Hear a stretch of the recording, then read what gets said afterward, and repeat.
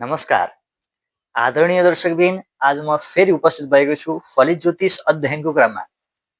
हामी पूर्व दिनहरूमा फलित ज्योतिष अन्तर्गत भाव परिचय मध्ये प्रथम भाव यानि कि लग्नदेखि हामी नवम भाव पर्यन्त धर्म भावसम्म हामीले प्रत्येक भावको विचार गरिसकेका छौँ। ती भावका रहस्य र त्यस भावबाट के कस्ता विषयलाई हामी जान्न सक्दछौँ, के कुरा बुझ्न सक्दछौँ भनेर हामीले परिचय अथवा चर्चा गरिसकेका छौँ। आज भने हामी त्यसै क्रमलाई निरन्तरता दिँदै दशम भाव, जुन भावलाई कर्म भाव भनिन्छ, हाम्रो जीवनमा आफूले गर्ने कर्मको निर्धारण हामीले दशम भावबाट गर्न सक्छौँ। हामीले धर्मको निर्णय हामीले नवम भावबाट गर्न सक्थ्यौँ भने हामीले कर्मको निर्णय हामीले दशम भावबाट गर्न सक्दछौँ। विशेष गरेर मैले षष्ठ र सप्तम भावको चर्चामा मैले यी वस्तु प्रस्तुत गरेको थिएँ। जुन षष्ठ भावबाट हामीले रोजगार, जबको विचार हामीले षष्ठ भावबाट गर्न सक्छौँ भने हामीले सप्तम भावबाट उद्योग, आफ्नो व्यवसाय गर्नको लागि हामीले सप्तम भावको विचार गर्नुपर्ने हुन्थ्यो। अब यी दुईटा भावलाई हेरेर मात्र हामीले दशम भावलाई हेर्न सक्दछौँ। हामीले रोजगार कस्तो प्रकारको गर्छौँ, रोजगार गर्यौँ भने हामीले कुन कर्मलाई लिएर हामी काम गर्दछौँ, कर्म चाहिँ दशम भाव भयो। अब उसले गर्ने क्रिया, ऊ आफूले व्यवसाय सञ्चालन गर्छ कि ऊ कसैको व्यवसायमा रहेर काम गर्छ भन्ने कुरा चाहिँ षष्ठ र सप्तमबाट थाहा हुन्छ भने यी दुईटामा रहेर उसले कस्तो कार्य गर्न सक्छ भनेर हामीले दशम भावबाट थाहा पाउन सक्छौँ। दशम भाव हाम्रो जीवनको महत्त्वपूर्ण भाव हो। हामीलाई जन्मकुण्डलीमा हेरेर यदि कसैको कर्म हजुरले यो गर्दा राम्रो हुन्छ, हजुरलाई यो फलिताप हुन्छ, यसमा लाग्नु हजुरलाई उज्जवल भविष्य प्राप्त हुन्छ भन्नको लागि हामीले दशम भाव राम्रोसँग हेर्नुपर्ने हुन्छ। यदि दशम भाव राम्रो भएन भने त्यो केही अर्थ रहँदैन, किनकि यो भूमि नै कर्म भूमि हो। हामी यहाँ जन्मेकै कर्म गर्नको लागि हो। यदि हामी जन्मेर मात्र कर्म गर्न सकेनौँ भने हाम्रो केही अस्तित्व रहँदैन। त्यसैले कर्म अत्यन्त प्रधान छ। धर्म भावदेखि माथि रहेको भाव हो जुन कर्म भाव। हामीले भाग्य पूर्व जन्मबाट प्राप्त गर्न सक्थ्यौँ भने कर्म हामीले अहिले प्राप्त गर्छौँ, अहिले हामीले गर्न सक्छौँ। कर्म भनेको अहिलेलाई निर्धारण भएको हो, यही जन्मलाई भएको हो। हामीले अहिले जस्तो कर्म गर्छौँ अब आउने जन्ममा हाम्रो त्यही भाग्य भएर आउँदछ। त्यसैले हाम्रो सत्कर्म, पापकर्म, सत्कर्म हामीले यहाँबाट छुट्याउन सक्दछौँ। हामीले यही जीवनमा हामीले आउने भाग्य र अहिलेको भविष्य हामीले सुनिश्चित गर्न सक्दछौँ। त्यसैले दशम भाव अत्यन्त महत्त्वपूर्ण छ। र भगवानले गीताजीमा भन्नुभएको छ, कर्मण्येवाधिकारस्ते मा फलेषु कदाचन। कर्ममा तिम्रो नितान्त पुरा तिम्रो अधिकार छ, तर भाग्यमा तिम्रो अधिकार छैन, फलमा तिम्रो अधिकार छैन।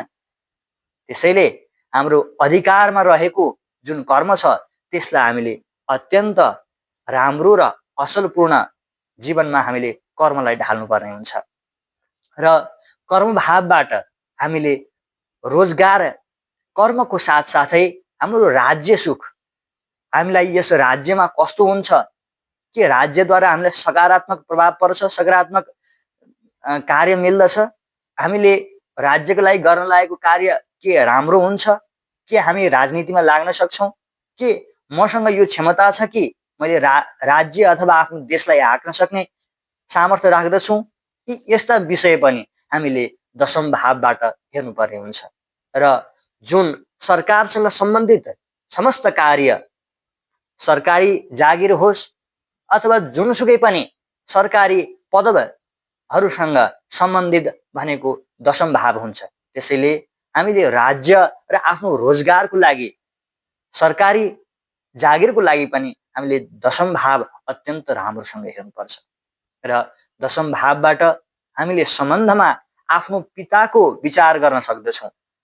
के आफ्नो पिताको सम्बन्ध हामीसँग राम्रो हुन्छ कि आफ्नो पिताले देखाएको बाटोमा हामी हिँड्न सक्छौँ कि पिताले देखाएको बाटो बाहेक भिन्न हुन्छौँ कि आफ्नो रीतिथिति र संस्कार बाहेक बाहिर भएर हामी हिँड्छौँ कि आफ्नो पिता पुर्खाले देखाएको मार्गमा हामी हिँड्न सक्छौँ भन्ने विषय पनि हामीले दशम भावबाट विचार गर्न सक्दछौँ।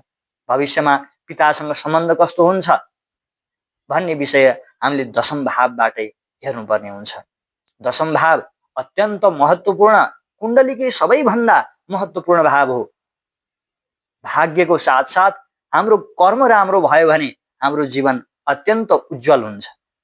यदि धर्म छ, भाग्य छ, तर उसको कर्म छैन भने त्यो कुनै पनि फल प्राप्ति गराउनेवाला त्यो जीवन रहँदैन।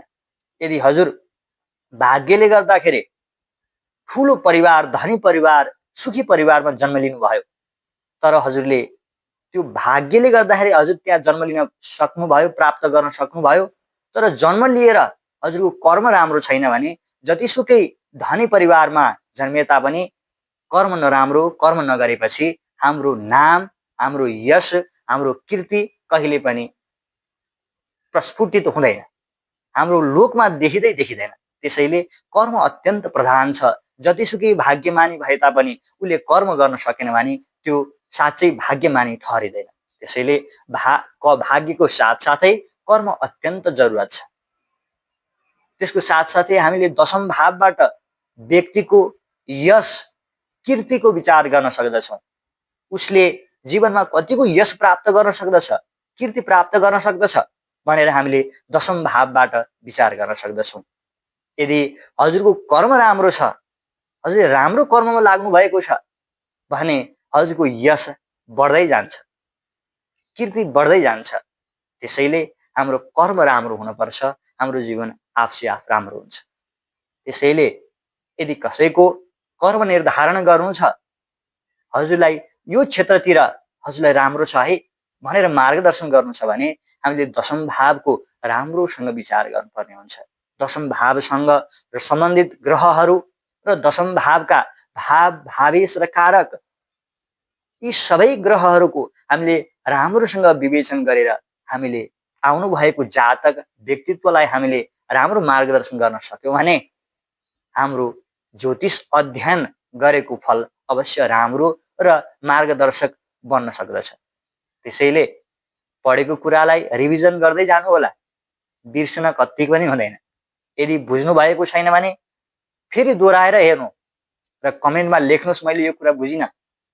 मेरो सामर्थ्य, मेरो ज्ञानले सकेको जति म हजुरहरूलाई बुझाउने प्रयास गर्दछु। आजको लागि मलाई बिदा दिनुहोस्। हस्त, नमस्कार।